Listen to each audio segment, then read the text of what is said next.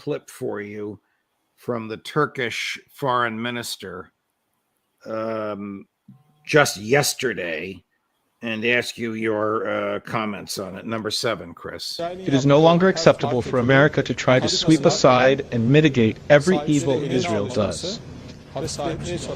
Let them heed our warnings. I say this as the children of the region, as the people of the region.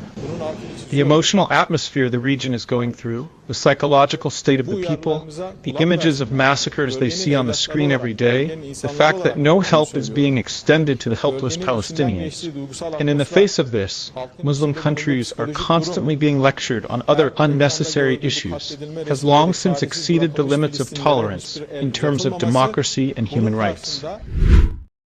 Since exceeded the limits of tolerance in terms of democracy and human rights. What do you expect Iran will do, and what do you expect the powers in the region will do in response to the 2 Israeli assassinations, one in Beirut and one in Tehran? Let me first say that Turkey has a very sophisticated diplomacy.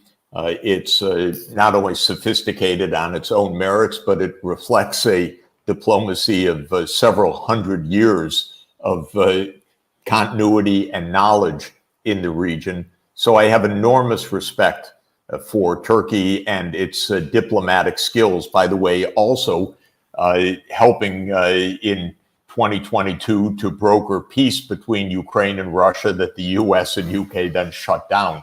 So when you hear the I guess Tony Blinken doesn't even know the Turkish foreign minister. Yes, when you hear the Turkish foreign minister speak in these terms, we should really respect that. This is, I respect any foreign minister speaking, but this is a very serious country with a very serious diplomacy. It's also a NATO member. It should be taken extremely seriously. The irony, of course, about Iran is that Iran has been, let us say, repeatedly patient, quite the opposite of how it's portrayed, as Israel has carried out assassinations, and the most recent assassination, of course, on the very occasion of the inauguration of the new moderate Iranian president. So absolutely, Israel trying to provoke a wider war and assuming that all of those congressmen who stood up and gave Netanyahu the 56 standing ovations will quickly launch into a US-led war against Iran, one that would be utterly devastating and could easily draw in Russia and could easily turn into a world war. But this is what Israel is trying to do. So you ask me what will happen. Israel keeps provoking, and there will be a reaction, and a very dangerous one. What's extraordinary, and why I hold Blinken in such low opinion, is that you hear by the hour how the U.S. is trying to urge moderation of the Iranians. But what about a statement, just one statement publicly about Israel? Blinken is so dishonest that he thinks that we're going to have all this diplomacy with Iran after the U.S.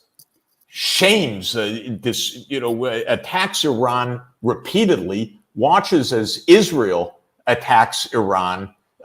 Even when Israel attacked Iran's diplomatic mission in Damascus, the U.S. protected Israel by blocking a UN Security Council consideration of that wholly illegal attack, a direct violation of the rules of diplomatic conduct. But the U.S. protected Israel and then went on to deeply criticize Iran when it retaliated. And then they say, oh, we're working with Iran to try to convince them for moderation.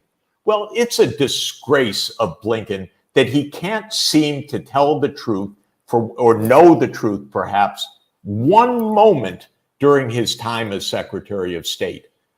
Talk about Israel.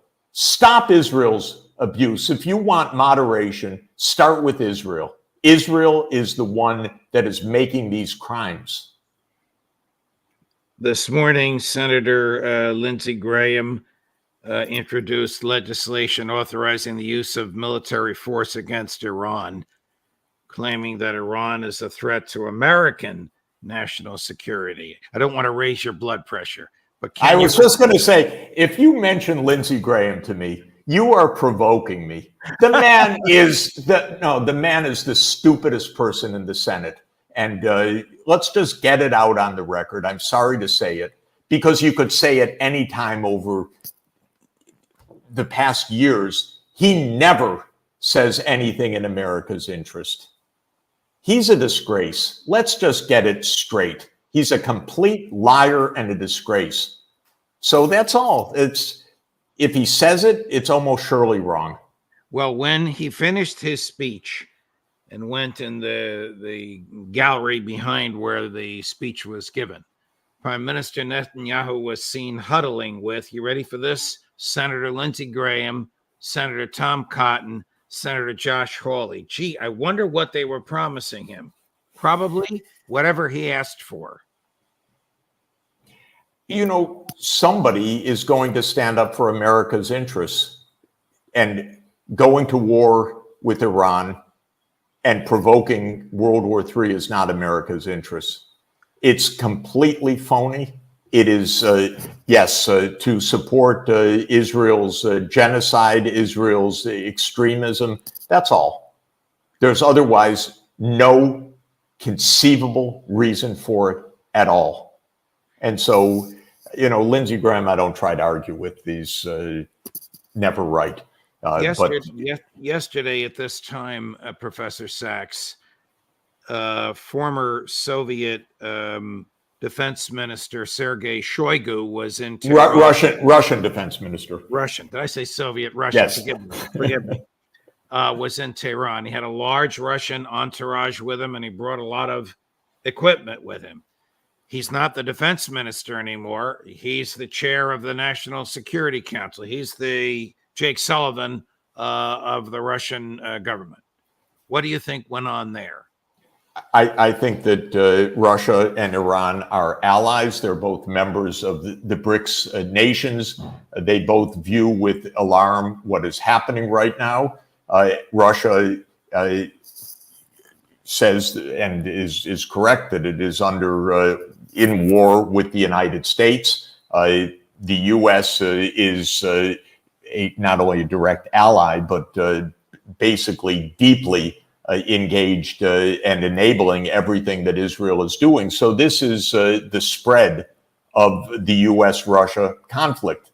And it's extraordinarily dangerous, especially when it is on such outrageous reasons, completely unacceptable reasons, that Israel, in its most extreme government in its modern history, I would say, at least since 66 AD, when the Zealots ruled the country, it's absolutely shocking that the U.S. would walk deeper into a global conflict like this. What is the predicament of President al-Sisi of Egypt now? Protect